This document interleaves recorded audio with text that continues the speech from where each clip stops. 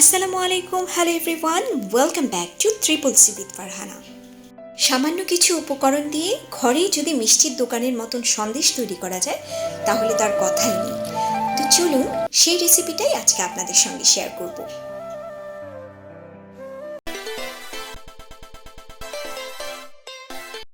খেজুর এবং ছানার সন্দেশ তৈরি করবার জন্য আমি এখানে নিয়ে নিয়েছি 1 লিটার দুধ। দুধটাকে আমি একটু জাল দিয়ে নিচ্ছি।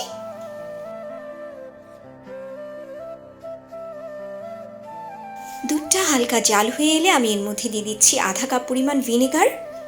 ভিনেগারটা দিয়ে আমি দুধটাকে খুব ভালোভাবে নেড়েচেড়ে দিচ্ছি যেন ছানাটা খুব সুন্দরভাবে তৈরি হয়ে যায়।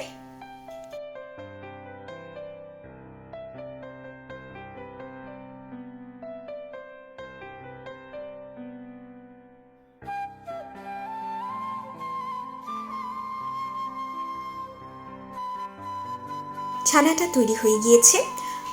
পারফেক্ট ছানা তৈরির একটা টিপস আপনাদের সঙ্গে শেয়ার করি, সেটা হলো ছানাটাকে কিন্তু একটু ঠান্ডা পানি দিয়ে ধুয়ে নিতে হবে। এতে ভিনেগারের যে গন্ধটা আছে সেটা ছানা থেকে দূর হয়ে যাবে এবং মিষ্টিটাও একদম পারফেক্ট হবে।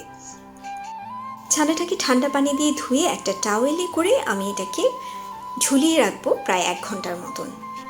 তো এরই ফাঁকে সন্দেশ তৈরি করবার জন্য খেজুরগুলোকে আমি প্রসেস করে নিচ্ছি।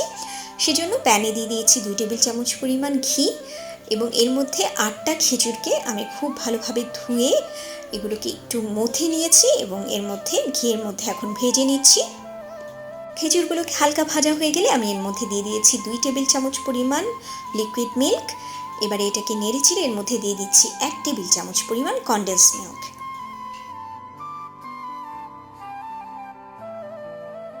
যেহেতু আমি খুব অল্প পরিমাণে সন্দেশ তৈরি করছি তাই এই পরিমাণটাই আমার জন্য পারফেক্ট আছে।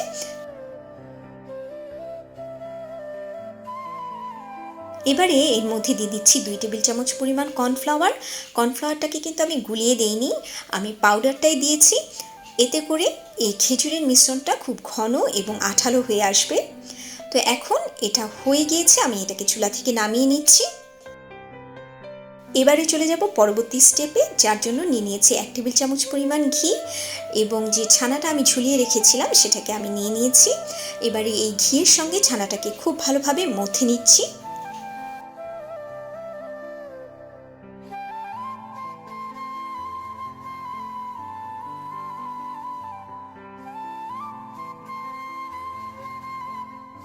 ঘিয়ের সঙ্গে ছানাটা মেলানো হয়ে গেলে আমি এইভাবে হাতের তালু দিয়ে ছানাটাকে খুব ভালোভাবে মথে নিচ্ছি।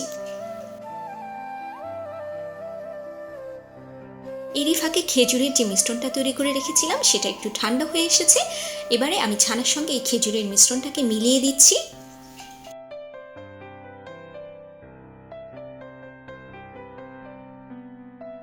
আমি খুব ভালোভাবে এই দুটো উপকরণকে মিলিয়ে নিচ্ছি যেন ছানা এবং খেজুর একদম খুব সুন্দরভাবে কম্বাইন্ড হয়ে যায়। এবারে আমি এর মধ্যে দিয়ে দিলাম 1 টেবিল চামচ পরিমাণ কনডেন্স মিল্ক এবং 2 টেবিল চামচ পরিমাণ চিনি।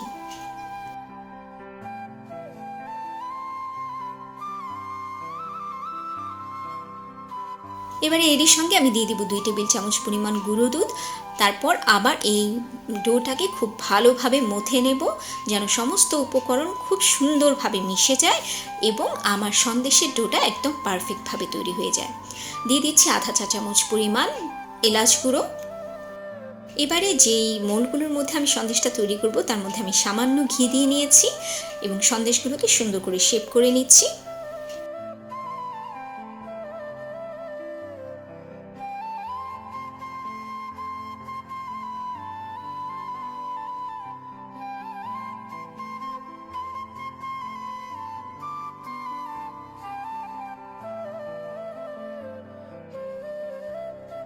তো দেখুন, ঘরে থাকা উপকরণ দিয়ে খুব অল্প সময়ে ঝটপট তৈরি হয়ে গেল মিষ্টির দোকানের মতন খেজুর এবং ছানার সন্দেশ।